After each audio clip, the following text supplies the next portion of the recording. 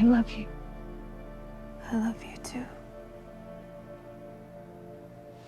Hello and welcome back to the Brightest Cinema channel. In this video we are going to see a recap of the season 3 premiere of Motherland for Salem, including some key scenes from Raelle and Scylla. It was obvious that the Bellwether threat would have to put away much of the thought training they had acquired at Fort Salem. The new season of Motherland Fort Salem demonstrated that Scylla would have to play a leading role for the refugees because the rest are painfully incapable of living fugitive life.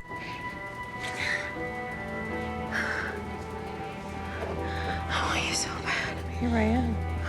Almost everyone didn't get the idea of going underground, and for that reason they were back on the road by the final part of the premiere. Yep, it's great that they possess both Scylla and Nicte available to offer their gained by excellent effort knowledge. You were wearing way too many clothes. You could just tell me. Let's give Scylla's old connection Mac acknowledgement for even seizing the most desirable witches in the state into his warehouse. What a mastermind idea, a shelter that makes revenue. Leave it to rookie refugees Abigail and Tali to mess things up for many of the Dodgers for the sake of total anxiety. Although Abigail complained about Peter trying to keep telling her what to do, that's precisely what she desired now, somebody to run her life. So she and Abdil foolishly tried to use a public coin telephone that was witchcraft, discovering an active pay phone. The moment with that cop using Gizmo was brainless on their part. They escaped this time, but that cop would return because of Tali. However, Adil and Abigail are demonstrating good to one another as their sharp edges seem to fade away. Their Midwesterners staging was sweet, and the chance of their starting a family rose up naturally. Good. Because I think it's time for us to start a family. Wait. Adil and Khalida appeared very relaxed being undercover. The Tarim has remained out of sight for ages, so this wasn't difficult for them. Tali and Nicte are beyond doubt a weird couple, the tender kid and the cold-hearted warrior, and however they were captivating together. Tali manifested to adjust her powers in the curse of her interruption from moving boxes, and Nicte was an organic advisor for her, yet Tali exaggerated things with her potential and nearly fell off the roof before Nicte seized her and took her back. However, this action was noticed by a witness and called the police. So Tali's blunder ruined things for everybody, while the cop utilized his widget to view the beds concealed behind a supernatural report board. The storehouse was set on fire and everybody had to exit. The most depressing scene was when Scylla had to give farewell to young witch Tiffany, who she had saved from Camarilla.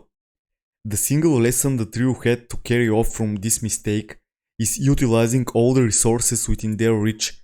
This decision means even making use of spree works like changing their looks or talking via mirror, as Abigail did with Petra in the final part.